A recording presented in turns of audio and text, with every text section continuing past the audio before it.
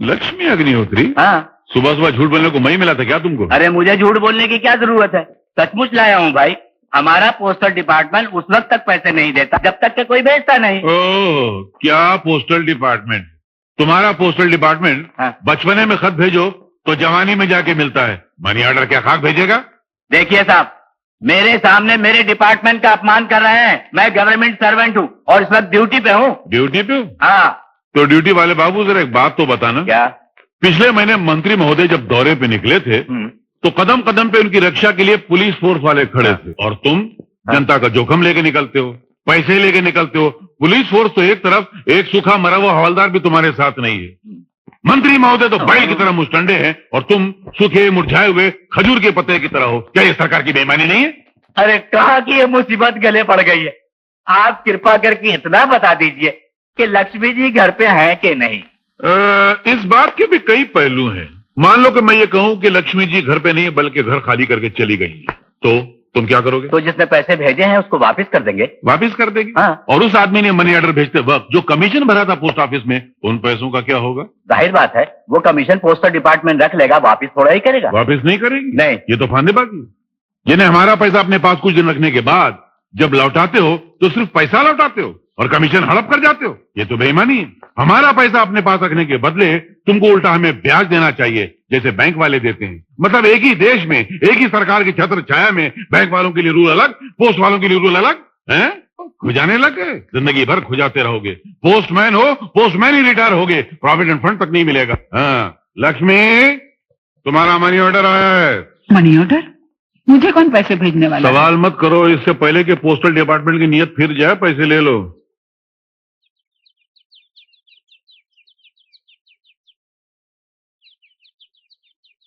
Postman जी। पैसे दे दिए? हाँ जी दे दिए। अब एक बात बताओ, क्या? इसका क्या प्रूफ है कि यही लक्ष्मी अग्निहोत्री है? मान लो अगर मैं ये कहूं कि तुमने सही औरत को पैसे नहीं दिए, ये लक्ष्मी अग्निहोत्री नहीं पार्वती अग्निहोत्री है, तो? तुम जाओ भाई, इन्हें तो बोलने की आदत है। मैं ही लक्ष्मी हूँ। बहन जी एक बात सच बताइए, ये सचमुच आपके पति हैं? हाँ, क्यों? आप कैसे निभा रही हैं इनके साथ? आपकी बर्दाश्त की दाद देनी चाहिए। बहन जी अगर मैं इनकी पत्नी होता ना तो पहले दिन ही खुदकुशी कर लेता। अरे तुम क्या खुदकुशी कर लेते? मैं तुम जैसी निकम्मी औरत को पहले दिन गला घोट के मार देता।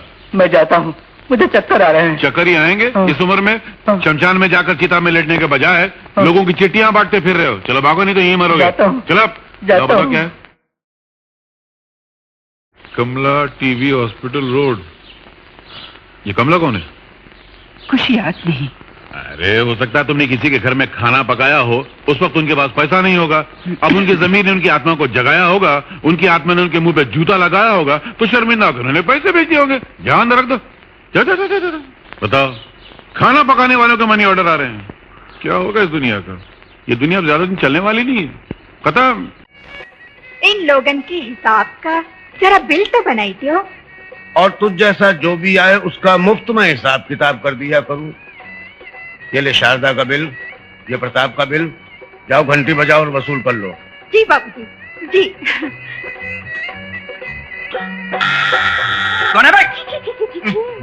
बिजली, तुझे कितनी बार मैंने ताकीद की है कि जब सुबह कपड़े लेने आया कर तब मेम साहब को जगाया कर, और जब शाम को कपड़े देने आया कर तब मुझे बुलाया कर। हाँ हाँ जानत है बाबूजी, जानत है।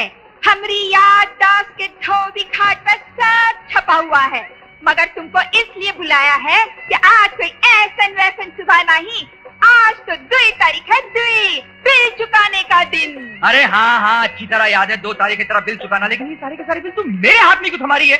मुझे मैंने कितनी बार कहा है कि मैं सिर्फ अपना बिल दूंगा, बाकी के बिल तो मेरे साथ लिया कर। अरे ठीक है, इमा भट्टी के कोयले की तरह लाल होने की क्या जरूरत है? तुम अपना बिल चुकाई क्यों, उनका बिल हम नहीं लेंगे। बीबी जी बिल क्या है? आप अपने बिल में झांकिए। हाँ झांकता हूँ। ये बिजली तुम्हारे पैसे। अच्छा बाबूजी ये बिल? ये मेरा नहीं है। अरे बिजली, मेरा बिल इतना कैसे बढ़ गया? हाँ क्या कल सुबह आकर ले जाना। अरे बीबी जी ये बिल? ये मेरा नहीं है। अरे बीबी जी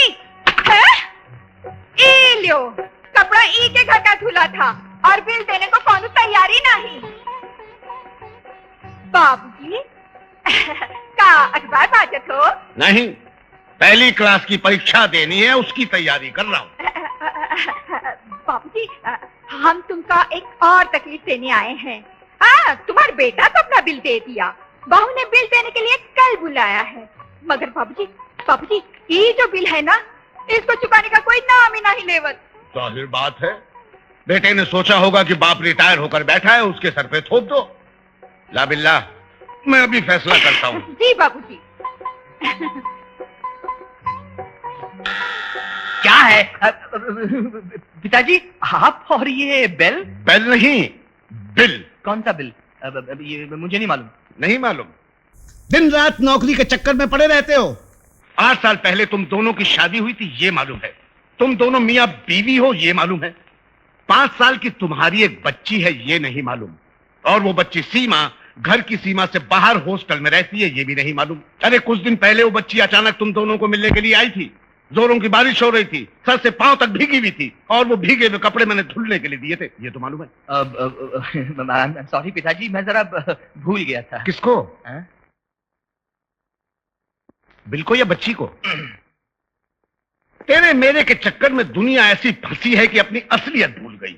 मैं जानता हूं कि दोनों नौकरी क्यों करते हैं, ज्यादा पैसे कमाने के लालच में, लेकिन उस मासूम बच्ची को हॉस्टल में दाखिल करवा देना, उसके बाद उसे भूल जाना, ये कहां का इंसाफ है? बिजली तू बता, जब एक गाय का बछड़ा मर जाता है तो वो कितनी दीवानी हो जाती है। इसलिए उसका दिल बहलाने को उसके सामने घास का बछड़ा बना के रख दिया जाता है, ताकि वो उसके गम में मर ना जाए। लेकिन बिजली, तूने कभी जिंदा बछड़े को भुला देने वाली 2 घास की गायों को देखा है? नहीं। तो अब देख ले। प्रताप और शारदा मिलकर ऑफिस जाते हैं, दोनों मिलकर घर बार चलाते हैं, दोनों मिलकर कमाते हैं, दोनों मिलकर खर्च करते हैं। लेकिन ये मत पूछिए कि दोनों मिलकर सुखी हैं या नहीं। झटके क्यों मार रही हो? बाल धोए है ना, इसलिए। खुशी की बात है। नाश्ता तैयार करूं? शुभम शुभम। क्या बनाऊं, कीमा या ऑमलेट? खिचड़ी। मिर्ची की चटनी या खोपरे की चटनी? अचार। आम का या नींबू का? मिर्ची का। और सुनो, साथ में दाल। मूंग की या मसूर? चने की, चने की। अरे सुनो सुनो सुनो, कहाँ जा रही हैं आप? मैं जरा बाहर जा रहा हूँ, मुझे कुर्ता दे दो ना। कौन से रंग का, सफेद या नीला? क्रीम।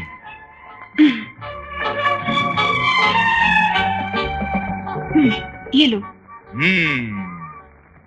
कुर्ता ले आई। Good good good.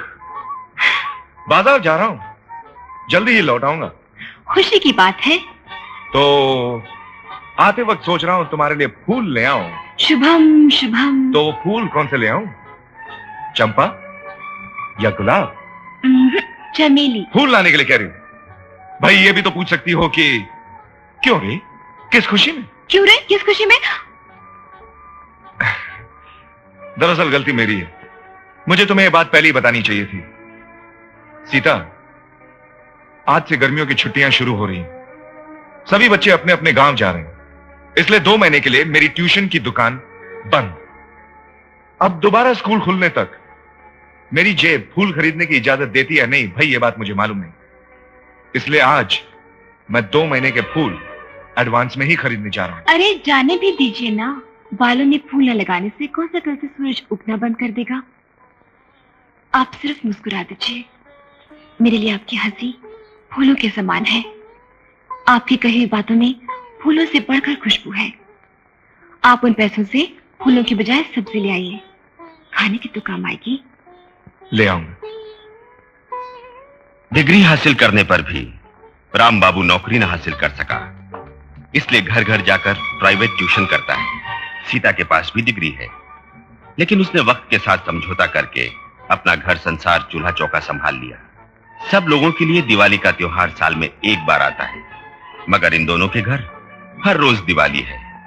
पटाखों की जगह मीठी बातें करके, दीप और फुलझड़ी की जगह अपना चूल्हा जलाते हैं।